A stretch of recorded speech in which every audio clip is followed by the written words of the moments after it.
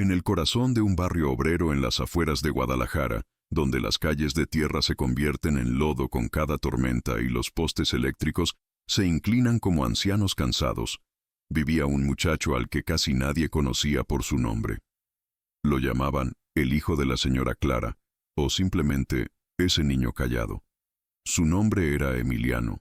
Tenía 17 años y un mundo interior tan vasto como los cielos que contemplaba cada tarde desde la azotea. Desde pequeño, Emiliano había sido diferente. No por rareza, sino por su manera de existir.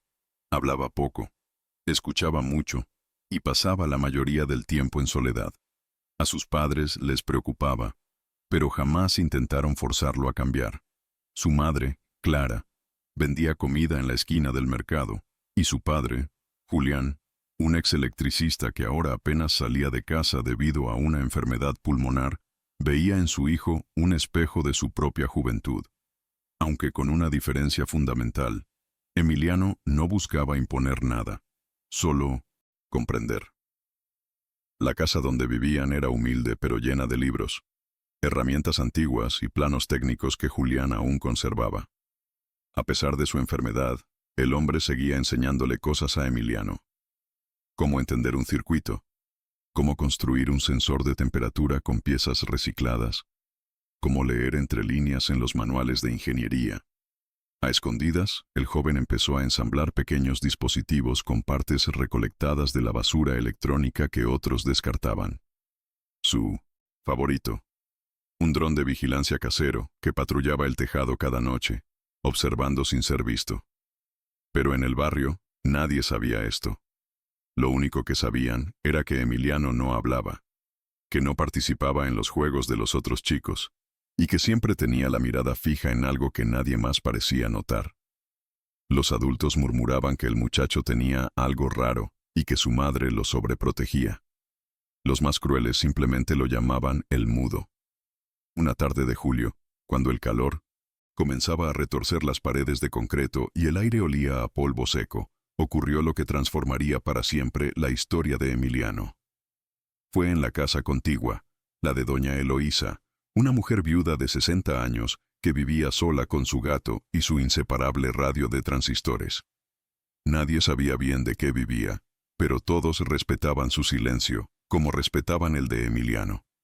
Esa tarde, mientras Clara preparaba tamales para vender y Julián dormía exhausto por la medicación, Emiliano subió al techo como de costumbre con su cuaderno de dibujos y una pequeña antena que estaba adaptando. Desde allí vio una columna de humo surgir tímidamente desde el techo de doña Eloísa. Pensó que era el boiler, que siempre echaba vapor por la mañana. Pero el humo se tornó negro, y luego más denso. Bajó corriendo sin decir nada. Entró a su cuarto. Se puso un viejo respirador que había ensamblado con piezas de un purificador de aire industrial, uno de sus muchos inventos secretos, y salió directo al patio trasero de la casa vecina. Trepó la barda como lo había hecho 1000 veces para rescatar pelotas, pero esta vez sus manos temblaban. Al llegar a la puerta trasera, sintió el calor como una bofetada. Doña Eloísa gritó con una voz que rara vez usaba. No hubo respuesta. Solo el crepitar del fuego y el chillido del gato. Sin pensarlo, entró. Usando su visor con cámara térmica casera, un lente adaptado de un viejo celular y una interfaz que había creado con piezas de consola, localizó rápidamente a la mujer. Estaba desmayada junto al comedor, intoxicada por el humo. No pesaba mucho, pero era una carga difícil para un adolescente de su complexión. Aún así, la alzó y salió tambaleando. El humo le nublaba la vista y la puerta se le escapaba entre sombras. Fue entonces cuando escuchó el dron. Su dron. Lo había activado con su reloj de pulsera antes de entrar, y ahora volaba sobre el patio guiándolo con sus luces hacia la salida. Lo siguió. Un paso. Otro. Tosió. Cayó de rodillas. Y luego, con el último aliento, cruzó la puerta arrastrando a doña Eloísa. La escena fue presenciada por 2 vecinos que corrían con baldes de agua. Lo que vieron les quedó grabado para siempre. El chico silencioso, cubierto de ceniza, sacando a una anciana del infierno con un aparato volador sobre su cabeza que emitía señales luminosas como si fuera una nave de rescate. En minutos, el vecindario entero estaba allí. Las llamas ya salían por las ventanas, pero los bomberos tardarían en llegar. Clara, al ver a su hijo ensangrentado y cubierto de hollín, rompió en llanto. Julián, que había salido con dificultad arrastrando su tanque de oxígeno, lo miró con ojos húmedos, sabiendo que ese momento valía más que todas sus palabras. Doña Eloísa fue atendida por paramédicos. Se salvó, pero lo que cambió para siempre fue la percepción del barrio hacia Emiliano. El chico que no hablaba, que parecía vivir en otro mundo, había hecho lo que nadie se atrevió a hacer. Y no solo eso, lo había hecho con un plan, con tecnología, con ingenio. Pero eso era solo el comienzo, porque lo que Emiliano había creado para salvar una vida era apenas un fragmento de algo mucho más grande, algo que, sin saberlo aún, pondría en jaque a las autoridades, a las empresas de seguridad y a los que lucraban con la ignorancia tecnológica de los barrios pobres. Empezaba, sin que él lo supiera, una historia de revelación. Después del incendio, Emiliano se convirtió en el centro de atención del vecindario. Los periódicos locales comenzaron a circular titulares como El héroe callado de Loma Alta y un adolescente salva a su vecina con tecnología casera. Para la mayoría fue un momento anecdótico, una rareza digna de aplausos pero fácilmente olvidable. Para Emiliano, sin embargo, fue una grieta en el muro que había protegido su mundo secreto durante años. Durante los días siguientes, mientras doña Eloísa se recuperaba en el hospital y la casa chamuscada era acordonada por protección civil, Emiliano evitó salir de casa. No por miedo, sino por algo que nadie más sabía. El dron había grabado algo más aquella noche. Cada noche, su dron, al que había bautizado como Quetzal 1, realizaba patrullas automatizadas, mapeando la zona desde el aire y transmitiendo datos encriptados a su computadora. Lo hacía por hábito, por seguridad, por curiosidad. Pero tras el incendio, al revisar los archivos de vuelo, encontró una secuencia que no correspondía a ningún patrón habitual. Era un fragmento de video capturado minutos antes de que el fuego comenzara, y lo que mostraba hizo que el estómago de Emiliano se revolviera. En la pantalla aparecía un hombre encapuchado entrando al patio trasero de la casa de doña Eloísa. Portaba una garrafa, claramente de gasolina, y luego se le veía rociando parte del muro y ventanas con el líquido. Encendió un trapo, lo lanzó y desapareció por el callejón sin ser detectado. El video era claro, nítido, con coordenadas geográficas y hora exacta. El incendio no había sido un accidente. El corazón de Emiliano latía con fuerza. Quiso mostrarlo a su madre, pero se detuvo. Pensó en su padre, en sus historias sobre la corrupción en las contratistas eléctricas, en las amenazas que recibió cuando quiso denunciar irregularidades. A veces, hijo, saber demasiado te convierte en objetivo, le había dicho una noche. Ese mismo día, Emiliano recibió la visita de un hombre desconocido. Vestía camisa blanca, gafas oscuras, y hablaba con voz amable pero firme. ¿Tú eres Emiliano? Soy el ingeniero Robledo, de la Secretaría de Seguridad Tecnológica. Venimos a felicitarte por tu acto heroico. Emiliano asintió en silencio. ¿Puedo ver tu dron? Estamos muy impresionados. ¿Lo hiciste tú solo? Clara salió a recibir al hombre con gesto amable pero desconfiado. Emiliano notó que el visitante no dejó de mirar el pequeño taller del fondo, donde a veces él trabajaba. El joven fingió no entender bien lo que pedía. Dijo que el dron se había quemado parcialmente, que estaba desmontado. Robledo no insistió, pero antes de irse, dejó una tarjeta con un número de contacto. Si encuentras algo más o necesitas ayuda con tus proyectos, llámanos. El país necesita mentes como la tuya.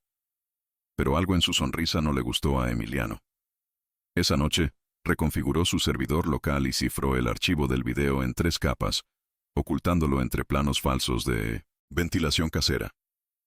Luego, comenzó una investigación por su cuenta. Con su red de sensores, sus cámaras y una conexión clandestina a la intranet de una empresa de cable abandonada, comenzó a rastrear los movimientos de personas en las noches cercanas al incendio, en especial del callejón por donde huyó el encapuchado. Lo que descubrió lo perturbó aún más. El mismo hombre había sido visto semanas antes rondando otras casas del barrio, que luego también sufrieron accidentes sospechosos, cortos, eléctricos, fugas de gas, fallas estructurales.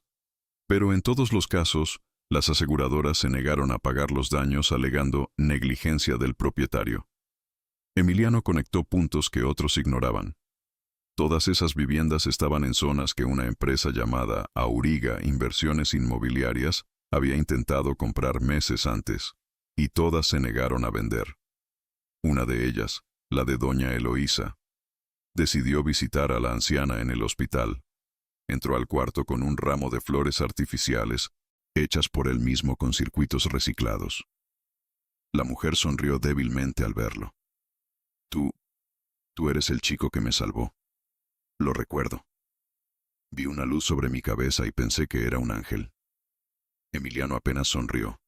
Se sentó a su lado, sacó una tablet y mostró el video sin decir palabra. Doña Eloísa lo miró largo rato y sus ojos se llenaron de lágrimas. Yo sabía que era peligroso decir que no, pero esta es la casa que construimos mi esposo y yo. No iba a dejar que me la quitaran por una renovación urbana. La mujer le entregó una carpeta. Dentro había cartas de acoso de la empresa Auriga, citatorios judiciales falsos y hasta fotos de su casa marcadas con notas de inspección. Emiliano comprendió que lo que había descubierto era más grande de lo que imaginaba. No se trataba solo de un intento de desalojo. Era una red sistemática de hostigamiento inmobiliario, camuflada con incendios, accidentes y negligencia institucional. Esa noche, regresó a casa con la decisión tomada. Iba a construir algo más grande que un dron. Iba a crear una red de vigilancia ciudadana autónoma, descentralizada y oculta. Una tecnología capaz de defender a los suyos sin depender de autoridades corruptas. Lo que no sabía aún era que alguien más también había visto el video. Alguien que había interceptado su señal antes de que él la encriptara del todo. Y ese alguien había empezado a moverse. Mientras Emiliano trabajaba en su taller, una camioneta sin placas se estacionaba a 3 cuadras de su casa. Dentro, el ingeniero Robledo observaba la pantalla de su laptop, donde se reproducía una versión sin audio del archivo. Marcó un número. Tenemos que actuar pronto. Ese chico es más peligroso de lo que pensábamos. Durante las siguientes semanas, Emiliano se sumergió en una rutina de encierro y trabajo febril. Apenas comía, apenas dormía. Convertía cada objeto descartado en un componente útil, cada rincón de su casa en una estación de ensamblaje. Su padre, aunque débil, le ayudaba desde el sillón con cálculos, consejos y planos que había conservado de sus días en la industria. Clara, preocupada, solo atinaba a dejarle platos de comida y observar en silencio cómo su hijo, antes retraído, se convertía en el núcleo palpitante de algo nuevo y poderoso. La idea era simple en esencia, pero ambiciosa en ejecución. Una red de microdispositivos de vigilancia autónomos, conectados entre sí sin necesidad de Internet centralizada, capaz de detectar patrones de hostigamiento, movimientos sospechosos y anomalías térmicas, acústicas o eléctricas en el barrio. Cada sensor sería diminuto, imperceptible, alimentado por energía solar o reciclada de electrodomésticos en desuso. Los datos se almacenarían en 1900 nodos distribuidos que Emiliano incrustaba en estructuras abandonadas, postes oxidados y hasta dentro de estatuillas religiosas de los altares callejeros. Lo llamó Red Huitzilopochtli, en honor al dios solar de los antiguos mexicas, símbolo de protección y vigilancia. Pero un sistema así requería más que tecnología. Necesitaba colaboradores humanos. Vecinos dispuestos a mantenerlo en funcionamiento sin entenderlo del todo, confiando en Emiliano como un nuevo tipo de líder. Para conseguirlo, se apoyó en un grupo que jamás hubiera imaginado, los niños del barrio. Había 3 hermanos que vendían dulces en la esquina, una niña que cuidaba autos, y un adolescente grafitero que conocía cada rincón de las azoteas. A todos ellos les enseñó a montar y ocultar sensores, a identificar patrones de hostigamiento, a mover los nodos cuando notaran presencia extraña. Les dio mochilas con compartimientos ocultos y brazaletes que se comunicaban por radiofrecuencia. A cambio, no les pidió lealtad, sino discreción y confianza en su instinto.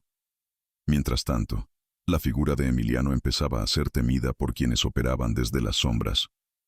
Robledo y sus contactos en Auriga sabían que el video aún no había sido difundido, pero intuían que el muchacho estaba construyendo algo, y eso era un riesgo intolerable. Una noche, un corte de luz afectó 5 cuadras a la redonda. Emiliano, que monitoreaba constantemente los patrones energéticos, notó que la interrupción no era normal. No venía de una falla, sino de una intervención deliberada en un nodo transformador.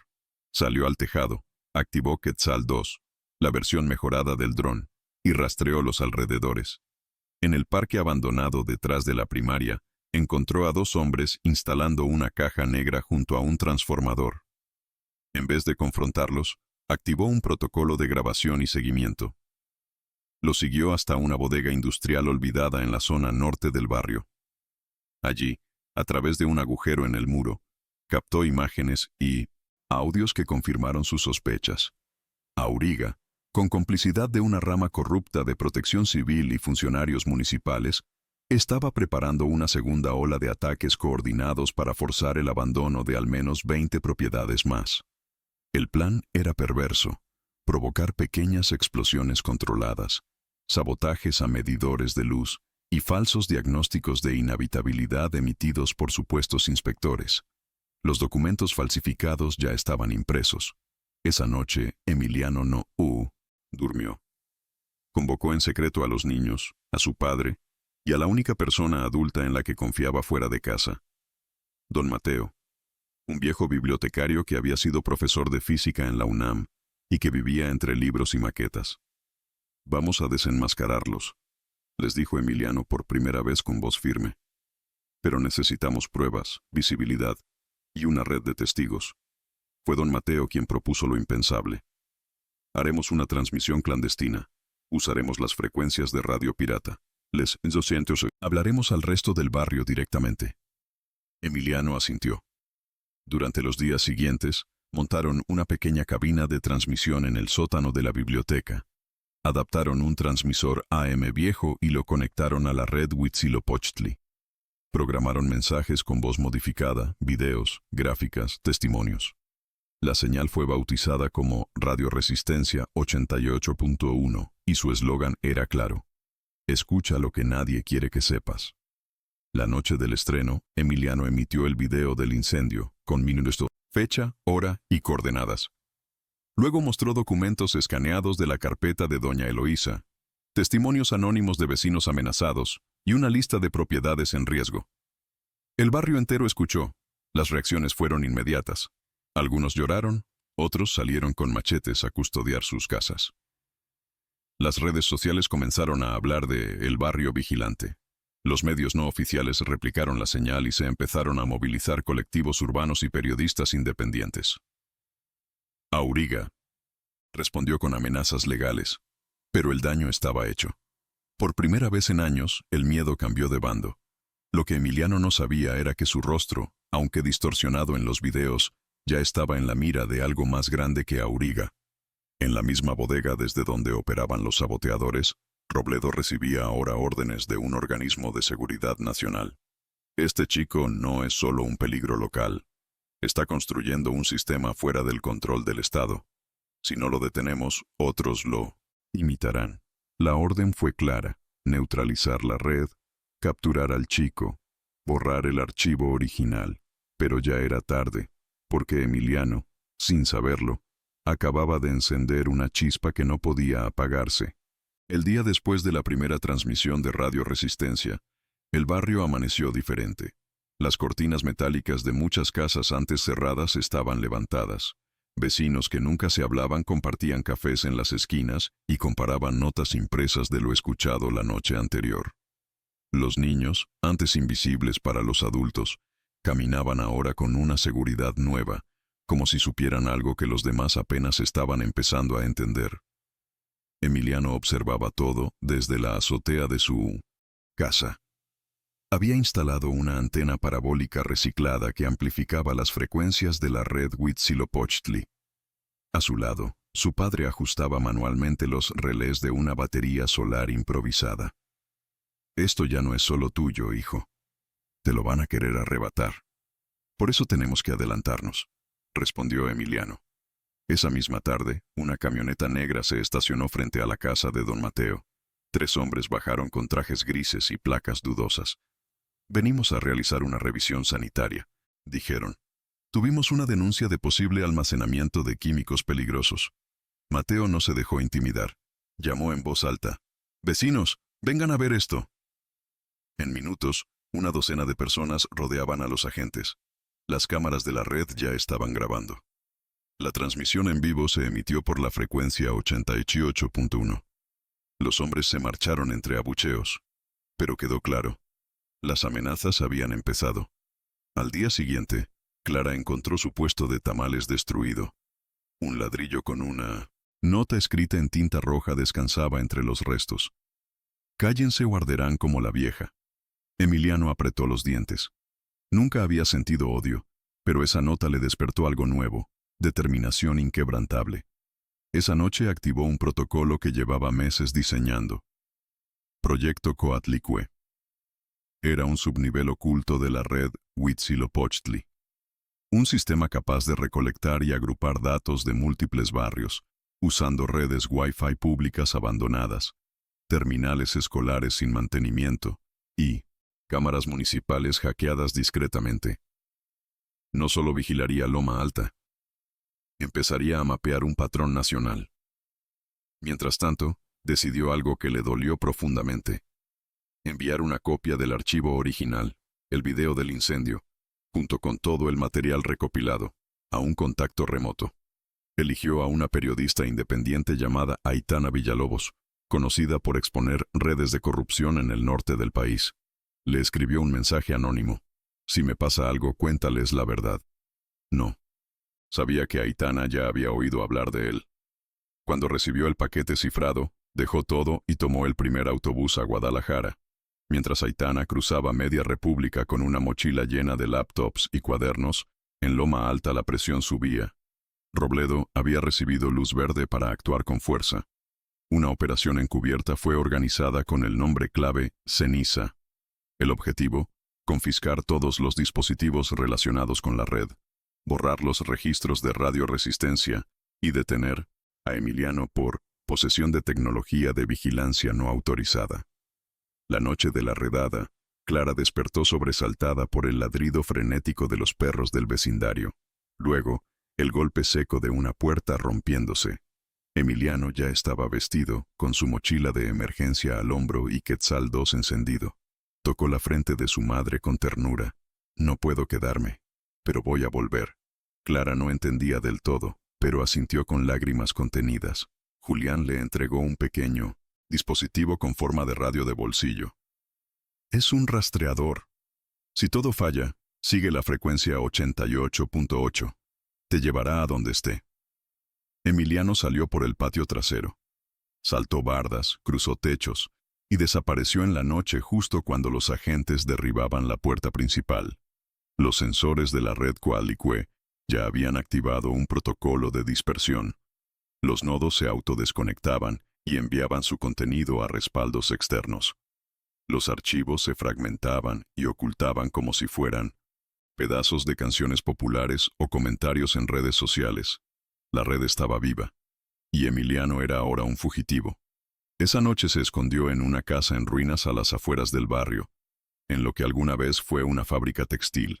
Allí, con una pequeña linterna y una laptop alimentada por batería solar, comenzó a redactar un manifiesto. Lo tituló «La tecnología no es de los poderosos, es del pueblo». Lo envió a Aitana, junto con un mapa de barrios en situación similar y un protocolo para instalar réplicas de Huitzilopochtli en otras ciudades. Aitana, que ya estaba en Guadalajara, lo publicó esa misma madrugada en más de 20 plataformas digitales. En menos de 12 horas se volvió viral. Al día siguiente, mientras los medios tradicionales repetían que Emiliano era un peligro cibernético, miles de personas comenzaban a replicar su red, a traducir su manifiesto, a convertir su lucha en una bandera. Y en algún lugar de la ciudad, oculto entre ruinas y antenas, un muchacho antes llamado el Tímido observaba su mundo cambiar. sabiendo que ya no había vuelta atrás. Las calles de Loma Alta parecían tranquilas, pero debajo del silencio se tejía una tensión que se podía cortar con cuchillo. Desde la redada, el barrio vivía entre la vigilancia constante de camionetas sin logos y la esperanza que brotaba de cada réplica de la red Huitzilopochtli instalada en otros puntos del país. Los niños que antes ocultaban sensores, ahora los reparaban. Las familias compartían comida, consejos, refugio. El miedo seguía allí, sí, pero ya no mandaba. Mientras tanto, Emiliano vivía en la sombra. Se había convertido en una figura casi mítica. Nadie sabía exactamente dónde estaba, pero todos lo protegían. Los niños del barrio le decían, el ingeniero invisible, y entre murmullos nocturnos se contaban leyendas sobre cómo se comunicaba con aves, cómo convertía celulares viejos en satélites, cómo podía aparecer y desaparecer entre cables de luz. La realidad era menos fantástica, pero igual de poderosa. Desde su refugio en la vieja textilera, Emiliano coordinaba no solo la red local, sino un nuevo movimiento descentralizado. Barrios enteros en Monterrey, Oaxaca, Ecatepec y Tijuana comenzaban a replicar los nodos, usando sus propios medios y adaptándolos a sus necesidades. En menos de un mes, Radio Resistencia tenía ecos en al menos 20 ciudades. No se trataba solo de vigilancia, compartían denuncias, documentaban abusos, ofrecían defensa legal, promovían talleres de tecnología libre. Era un nuevo tejido social nacido desde la clandestinidad, y en 1960, en medio de este despertar, Aitana Villalobos, la periodista que había recibido el video original, publicó una investigación explosiva. La guerra inmobiliaria del siglo XXI, cómo el fuego reemplazó al desalojo legal. En ella, revelaba toda la red detrás de Auriga. Contratos con funcionarios, empresas fachada, rutas del dinero y nombres, incluido el del ingeniero Robledo. El artículo fue replicado por medios internacionales. La opinión pública se dividió. Unos lo negaban, otros pedían justicia. Muchos solo compartían las imágenes sin entender del todo lo que significaban. Pero el gobierno ya no podía ignorarlo. Y así, la casa se volvió nacional. Una orden de aprehensión fue girada contra Emiliano, no por terrorismo, como Robledo deseaba, sino por uso ilícito de redes de comunicación. Fue una jugada política. Querían atraparlo sin convertirlo en mártir. Pero atrapar a Emiliano no era sencillo. Robledo, obsesionado con su captura, comenzó a actuar fuera del marco legal. Instauró un pequeño comando privado, sin autorización oficial, para localizarlo por cualquier medio. Interrogó a vecinos, amenazó a sus antiguos amigos, ofreció recompensas. Incluso comenzó a interceptar señales de la red Coatlicue, intentando triangulaciones y creando trampas digitales. Pero cada intento fallaba, hasta que cometió un error. Ordenó el allanamiento del taller de don Mateo. Confiscó sus libros, sus equipos, sus planos. Lo detuvieron por posesión de material subversivo. La noticia recorrió el país como un rayo. Y eso fue demasiado para Emiliano. Esa noche bajó del anonimato. Conectó su red a una cadena de sitios espejo y reapareció en una transmisión en vivo, sin distorsión, sin máscara. Me llamo Emiliano Ríos. Soy de Loma Alta. No pertenezco a ninguna célula criminal.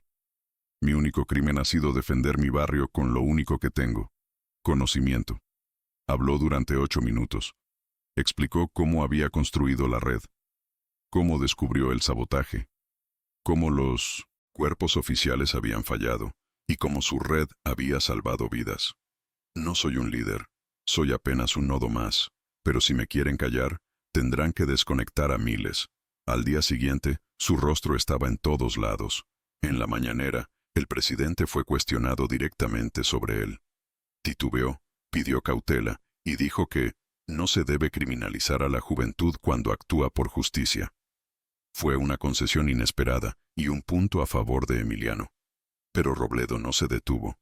Lanzó una ofensiva digital. Intentó colapsar la red Coatlicue con ataques de DOS. Insertó virus en nodos aislados y contrató a especialistas en vigilancia israelí para rastrear a Emiliano a través de patrones térmicos. Comenzó lo que él llamó Operación Manto, un cierre tecnológico total. Pero Coatlicue tenía una defensa inesperada: la propia gente. Los nodos eran simples, móviles, reemplazables. Si uno caía, dos más aparecían.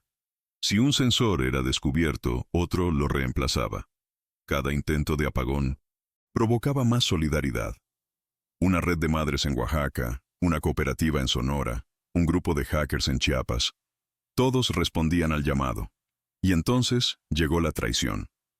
Uno de los niños del barrio, intimidado por agentes encubiertos, entregó una libreta con notas de Emiliano. No era maldad, era miedo, pero fue suficiente para Robledo. Esa noche enviaron drones militares al perímetro de la textilera. Lo encontraron, pero no a Emiliano, solo a su mochila y un audio grabado.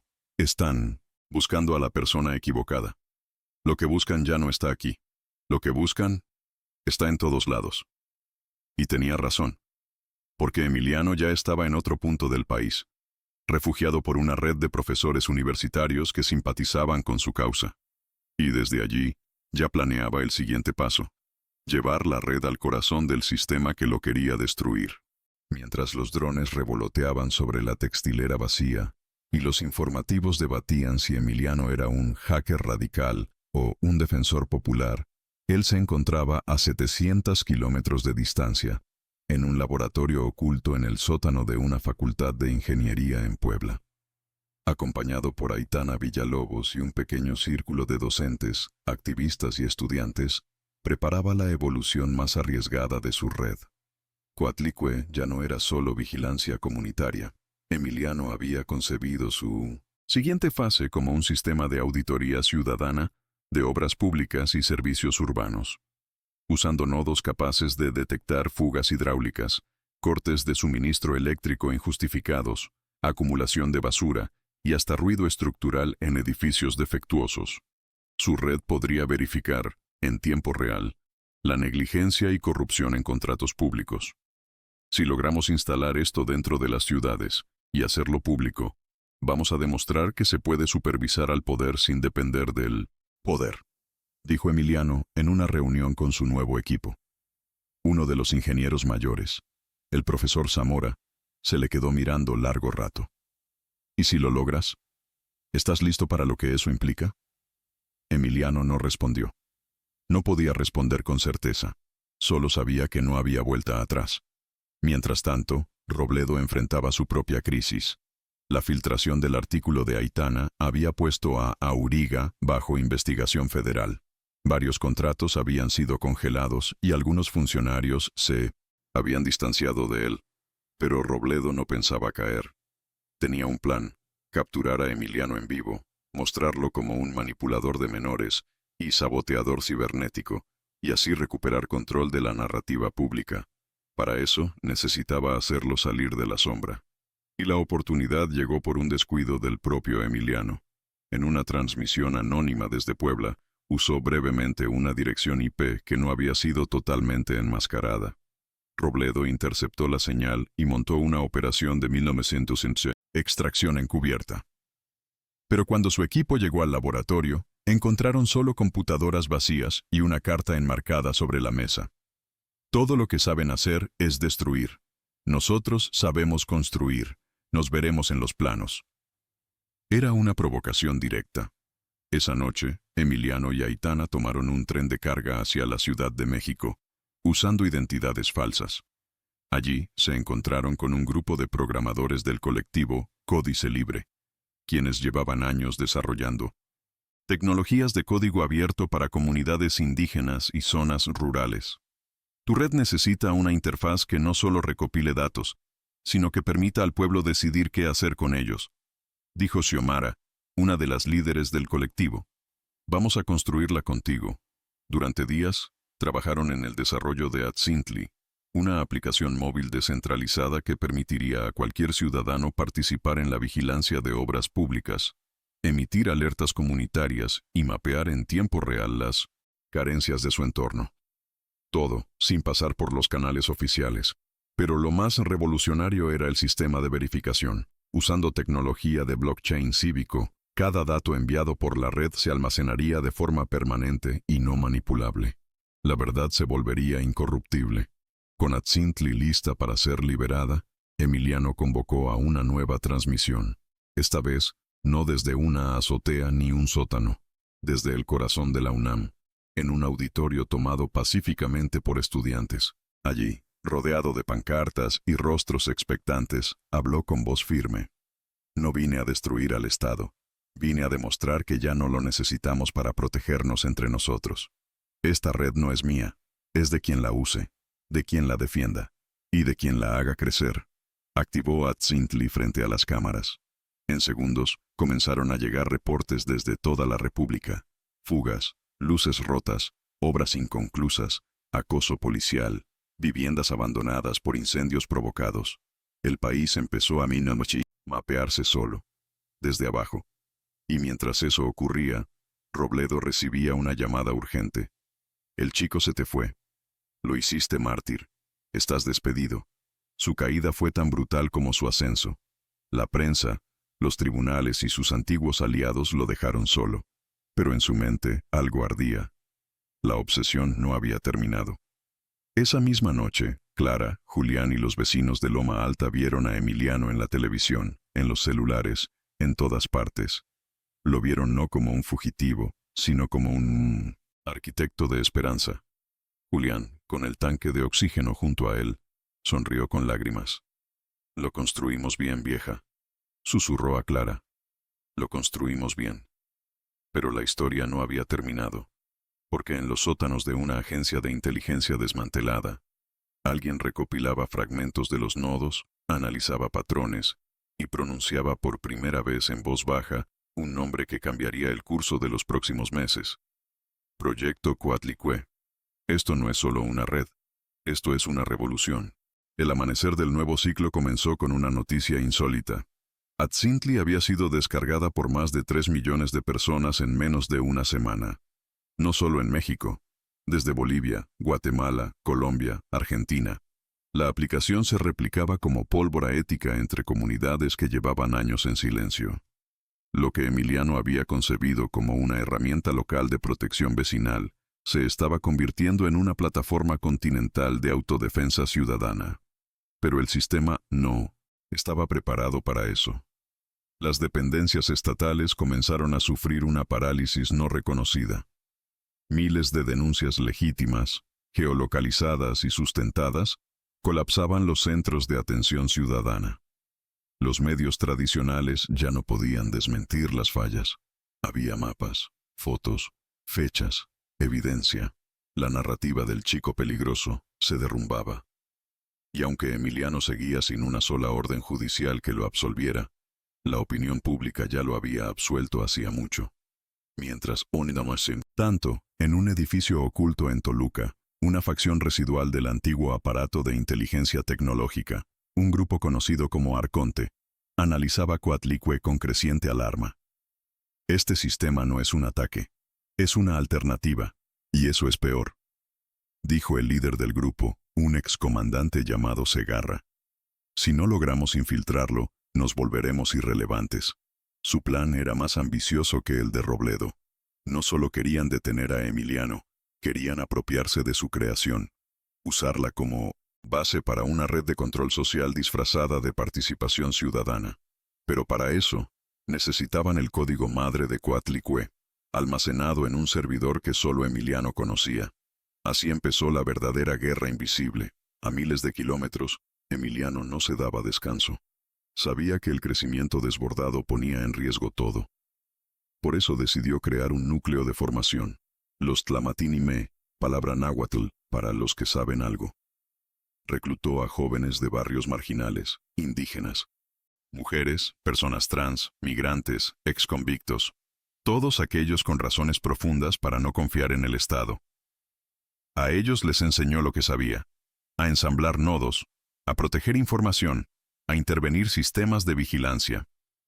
Cada uno de ellos portaría un fragmento del código de Coatlicue, como custodios de su independencia. Si uno caía, los otros sobrevivirían. Fue entonces que recibió el mensaje de su madre. Vinieron a casa. No era la policía. Dijeron que si no vuelves, se llevarán a tu papá al hospital penal.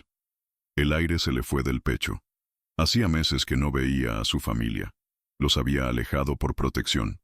Pero ahora, ya no bastaba protegerse. Con ayuda de Aitana, ideó una operación de rescate silenciosa. Usando un convoy de transporte disfrazado de campaña médica, logró sacar a Clara y a Julián de Loma Alta hacia una clínica universitaria segura. Al reencontrarse con su padre, lo abrazó como nunca antes. «Todo esto fue por ti», le dijo Emiliano, «por lo que me enseñaste, por lo que soñaste y no te dejaron construir». Julián, con voz débil, lo miró como quien ve una estrella fugaz.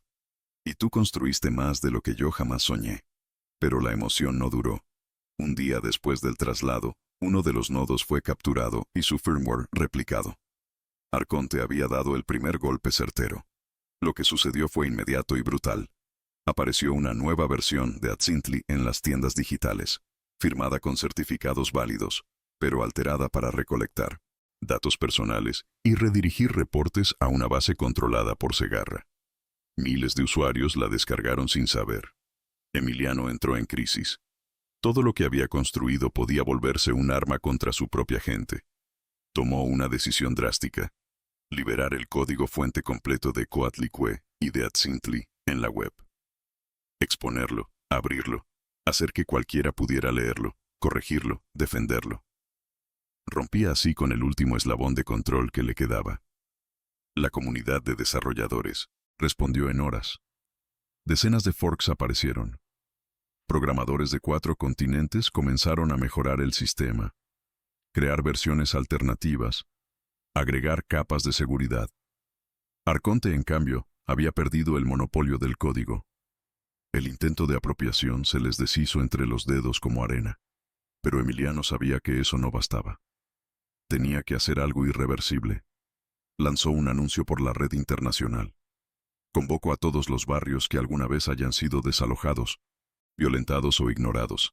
Vamos a hacer una auditoría nacional, desde abajo. Una sola noche, una sola red. La respuesta fue abrumadora. Y así nació la noche de Coatlicue.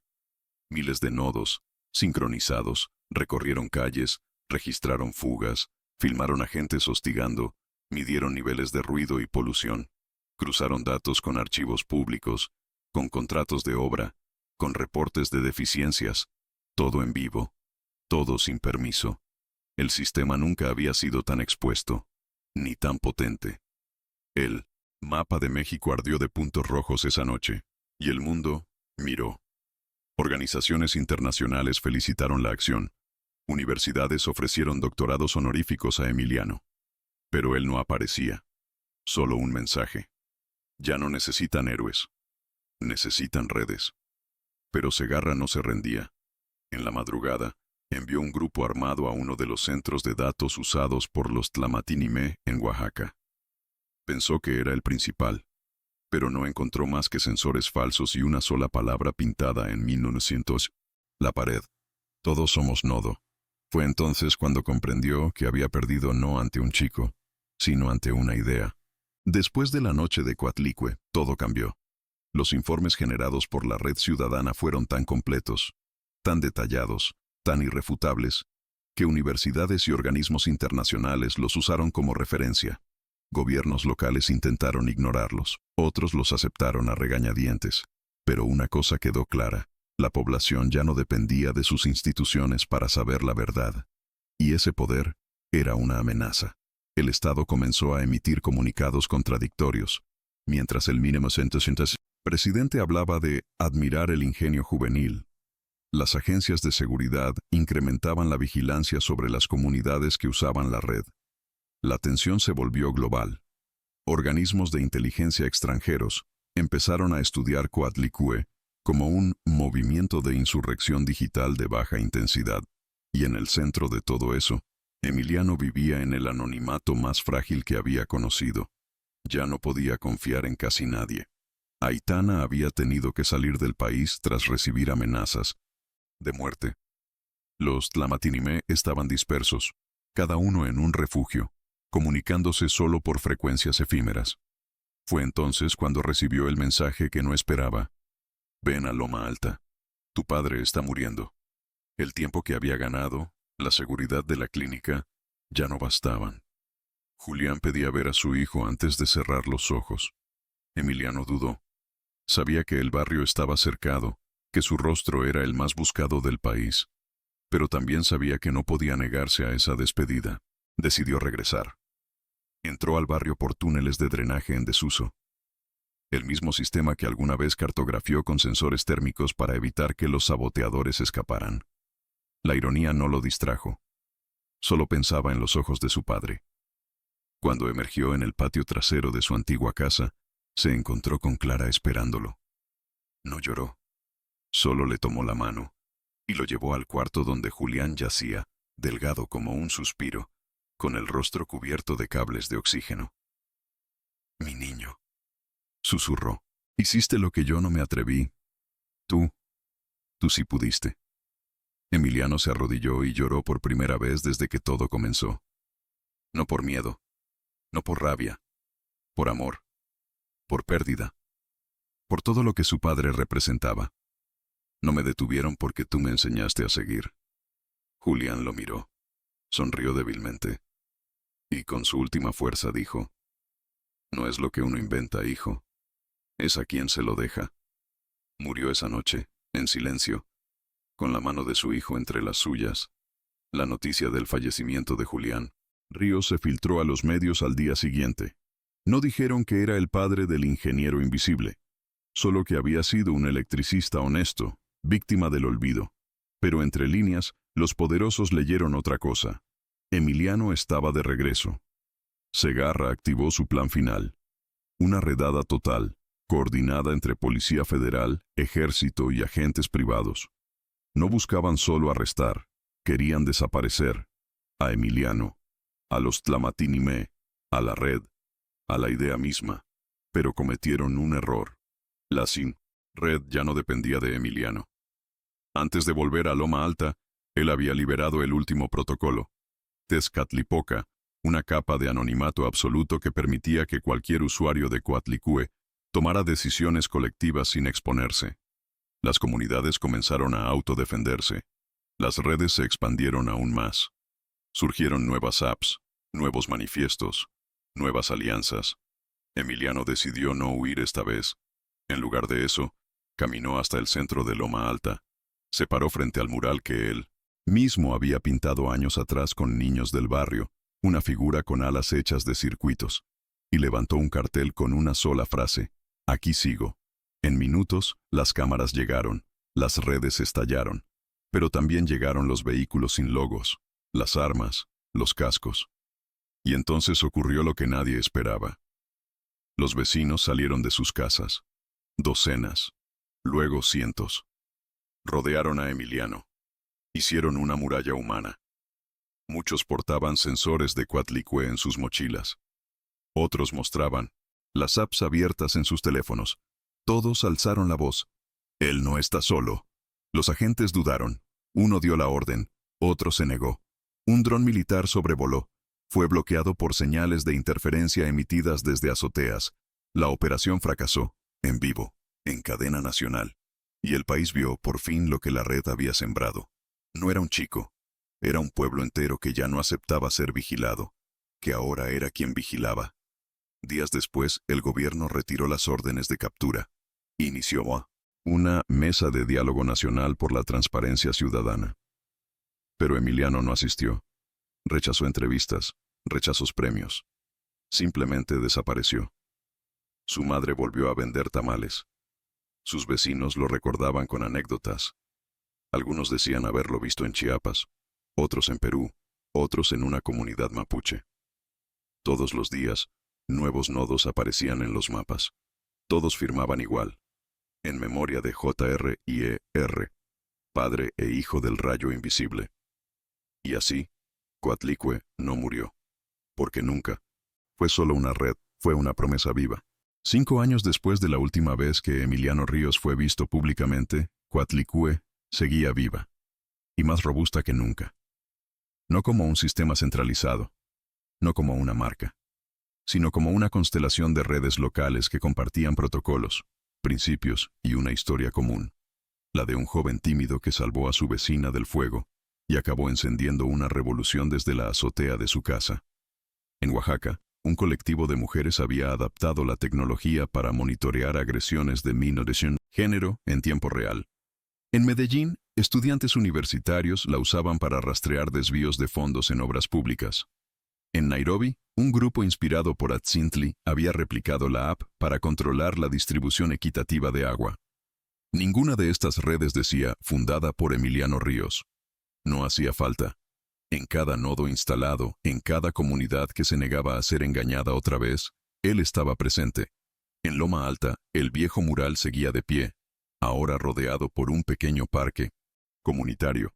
Lo que antes era un terreno baldío lleno de basura, se había convertido en un centro de capacitación tecnológica popular, la Casa del Circuito, donde niños y niñas aprendían a ensamblar sensores, programar con código abierto y diseñar soluciones para sus barrios. Clara trabajaba allí como orientadora. Nunca hablaba mucho de su hijo. Solo decía, todo lo que aprendió, lo aprendió primero a observar. Los nuevos instructores no lo conocieron personalmente, pero repetían sus frases, como mantras. No vigiles desde arriba, escucha desde abajo. El poder no está en las manos, está en los vínculos. Una red es fuerte no porque resista, sino porque se adapta. En una pequeña librería de San Cristóbal de las Casas, un hombre de rostro sereno y voz pausada atendía tras el mostrador. Se hacía llamar Julián, en honor a su padre. Enseñaba electrónica básica a los hijos de campesinos, vendía cuadernos reciclados y nunca hablaba del pasado. Solo cuando alguien mencionaba Coatlicue, se le iluminaban los ojos. Nadie podía probar que fuera Emiliano. Pero un día, una niña le preguntó, ¿y tú por qué sabes tanto? Él le entregó una pequeña pulsera hecha con cable de cobre y fragmentos de sensores rotos. Porque me tocó aprender para que tú no tuvieras que empezar desde cero. En una conferencia internacional sobre gobernanza digital, académicos de todo el mundo citaban el modelo Coatlicue como una alternativa ética a la vigilancia algorítmica estatal. Algunos lo querían institucionalizar. Otros lo querían contener. Pero nadie podía ignorarlo. Porque cada vez que intentaban explicarlo, debían enfrentarse a su origen. Y eso los desarmaba. ¿Cómo encasillar algo que nació de una necesidad humana tan básica como proteger a tu vecina de un incendio? ¿Cómo reducir a normativa una red tejida con miedo, coraje, ingenio y amor? En una plaza de Bogotá, un grupo de jóvenes artistas proyectó un cortometraje titulado El ingeniero invisible. Mostraba, sin rostro, la historia de Emiliano, desde su silencio, su soledad, hasta la noche en que decidió actuar. Al final, una cita. Nadie me vio llegar, pero ahora todos miran lo que sembré. Mientras tanto, en una montaña remota, un chico de 15 años ensamblaba su primer dron con piezas recicladas. Su madre lo veía desde la puerta con cierta preocupación. ¿Y para qué es eso, mi niño? Para cuidar la casa de doña Paula. Dice que alguien la quiere correr. La mujer suspiró. Le acarició la cabeza. ¿Y tú de dónde aprendiste a hacer eso? El chico sonrió. Le mostró un viejo cuaderno forrado con cinta. Manual Coatlicue. Versión barrio. Edición 3.4.1. Así, la historia que comenzó con una voz callada y un dron hecho con restos electrónicos, no terminó con una victoria pública, ni con una estatua, ni con una ley. Terminó con miles de comienzos, porque Coatlicue no tenía fin, era semilla, no estructura, causa, no bandera, y Emiliano Ríos fue el primer hilo de una red que el poder nunca pudo atrapar. El mundo había cambiado, no de golpe, no con banderas ni revoluciones televisadas, pero en los rincones menos observados del planeta, algo distinto palpitaba. La conciencia de que era posible cuidarse sin miedo, construir sin permisos, proteger sin violencia.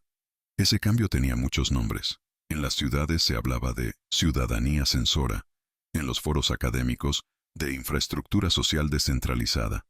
En los barrios, simplemente decían, nosotros también sabemos mirar.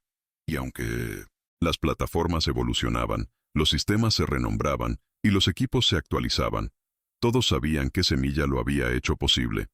En una ceremonia sin cámaras, sin ministros ni cadenas oficiales, la Universidad Nacional Autónoma de México inauguró un pequeño pabellón tecnológico en su Facultad de Ingeniería. El espacio estaba construido íntegramente con materiales reciclados, energía solar y piezas donadas por barrios que habían implementado Coatlicue. Sobre la entrada, una inscripción en acero oxidado. Aquí no celebramos a un héroe.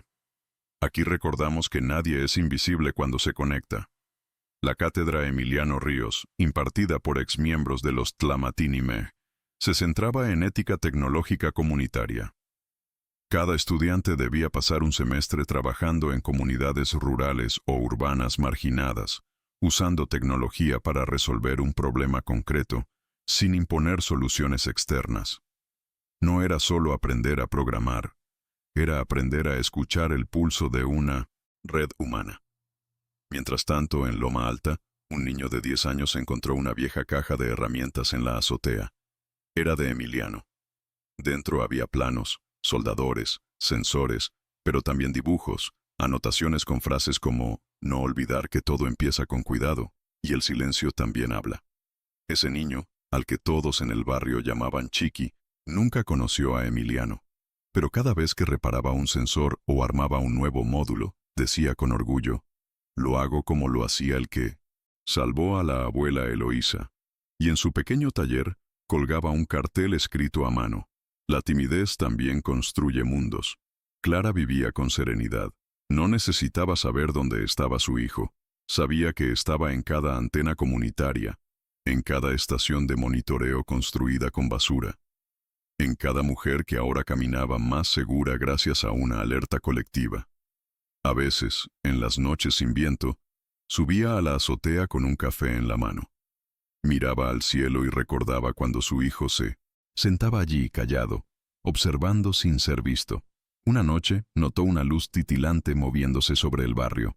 Era un dron, no uno militar, uno pequeño, artesanal, con luces de colores y una insignia que reconoció de inmediato, un colibrí formado con líneas de circuito. Sonrió. No dijo nada. Solo levantó la taza como brindando hacia el cielo. En otra parte del mundo, donde el clima era distinto y las lenguas sonaban raras, alguien encendía un servidor, conectaba sensores y comenzaba a mapear la injusticia desde abajo. No conocía a Emiliano, pero usaba su código, su método, su ética, y con eso bastaba. Porque Coatlicue no era ya un programa, ni un sistema, ni una red. Era una forma de mirar el mundo, desde el cuidado, la conexión y la valentía del que actúa aunque tiemble. Era la prueba de que un chico callado puede cambiar la historia sin necesidad de gritar. Era el circuito eterno que sigue encendiéndose, donde alguien decide no callar ante el incendio, y siempre, en 1960, el centro de cada red, una historia de amor por la justicia.